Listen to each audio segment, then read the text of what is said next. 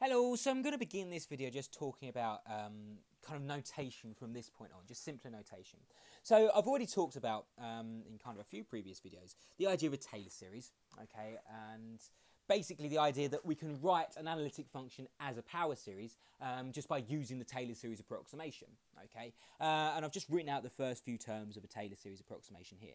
Well, just for convenience from this point on, just to kind of tie it in with polynomials as well, I'm just going to simplify any function as a power, written out as a power series, okay, so this again includes polynomials as well. It kind of more follows the polynomial form, because at the moment, although you can see that, you know, obviously it's x to the power of 1, x to the power of 2, x to the power of 3, x to the power of 4, etc, etc, times by some constant.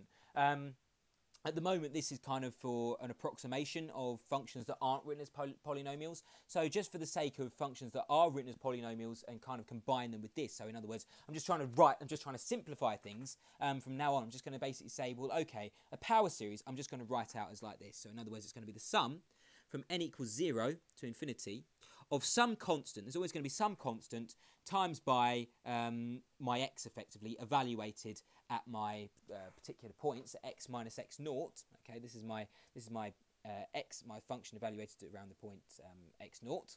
Okay, raised to the power of n. So in other words, this is going to be equal to.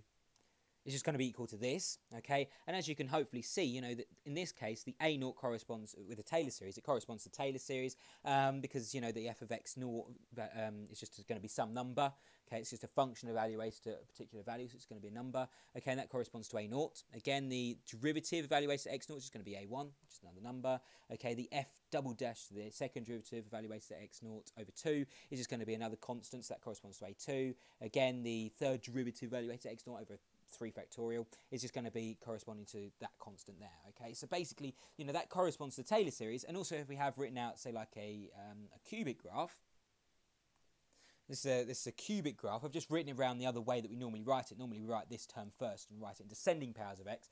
But just for the sake of this, okay, you can hopefully see that, you know, this a naught corresponds to this 6 here. This a1 corresponds to this 2.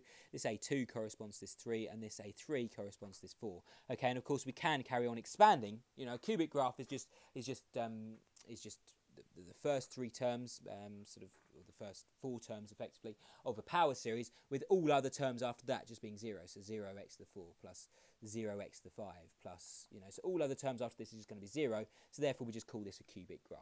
Okay, so hopefully, you know, this is just going to be the notation from now on. We're just going to write our power series. Whenever we see a power series, it looks like this. Okay, and that corresponds to either a function that's been evaluated using a Taylor series or a polynomial. Okay, so in other words, this thing here is what we're going to write for a power series from now on. This is going to be our general form for a power series.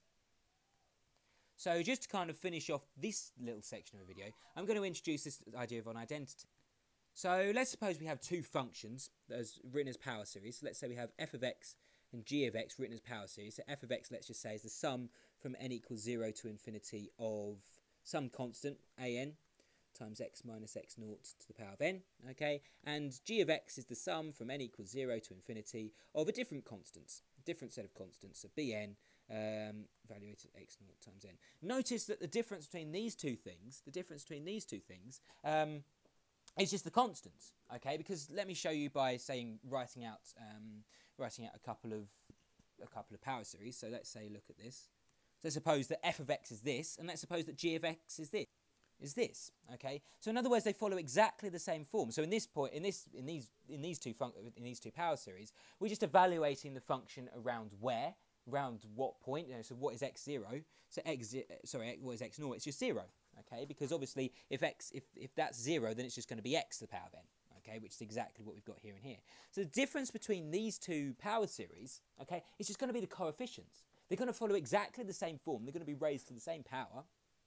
Okay, they're both being evaluated around the same point, you know, and that's kind of given. So they're both being evaluated around 0, okay, but the difference between them, the thing which separates the two things, they're going to be looking exactly the same, except for these coefficients. So in other words, the an and the bn, the set of an and the set of bn, they're just the set of coefficients, will be different, and that's what sets the two things apart.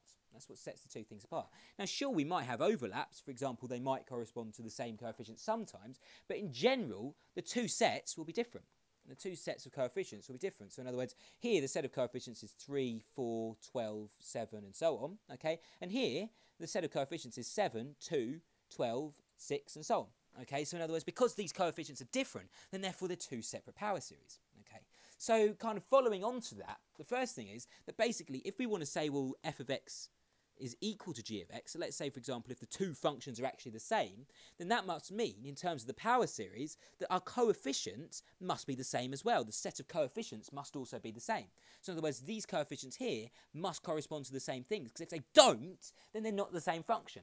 Whereas if they do, they are the same function. Does that make sense? Hopefully it does. Okay.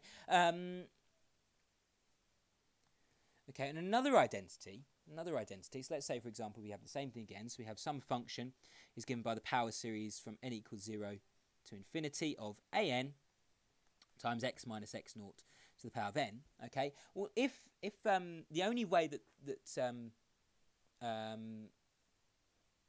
okay, well, let's say, for example, if of f of x is just equal to 0, so it's just some straight line. Okay, it's just some, it's just going to be some straight line, some horizontal flat line, which is basically x-axis in this case. Okay, so basically, if the function is equal to 0, then that must mean, in terms of its power series, that all coefficients must also be 0 as well. And that kind of makes sense, okay, because if we just expand this power series out again, so sum from n equals 0 to infinity of an times x minus x naught to the power of n. If we expand this out, we're going to have a0 plus a1 times x minus x naught plus a2 times x minus x naught squared, and so on and so on and so on. Okay, well, if all of this thing is equal to 0, then the only way that this is going to be 0 is if all the coefficients are going to be 0. Okay, because this coefficient will go to 0, so therefore that term will be 0. Okay, this coefficient make this term 0. This coefficient being 0 will make this term 0. And so basically, all coefficients being 0 will make all terms 0. So this is going to be 0 plus 0 plus 0 plus 0 plus 0, which of course is just 0. Okay, well, you may say, well, what about x minus x naught? What about x minus x naught? Well, x minus x naught can't be 0 by definition, okay, because x is our general function. It's like function of x, okay. X in this case up here is just our function. It's just our variable which is being defined, okay. We're not actually subbing in a value for that variable just yet, so we just have to leave it as x, okay. We just sub in a value. If we want to sub in a value, we sub in a value for x naught, not for x. Okay, so yeah, so basically this thing can't be 0. These terms can't be 0. The power terms can't be 0. So therefore the coefficients have to be 0. So therefore, if an is equal to 0, then the function must be 0 as well. Okay, so hopefully that makes a bit of sense.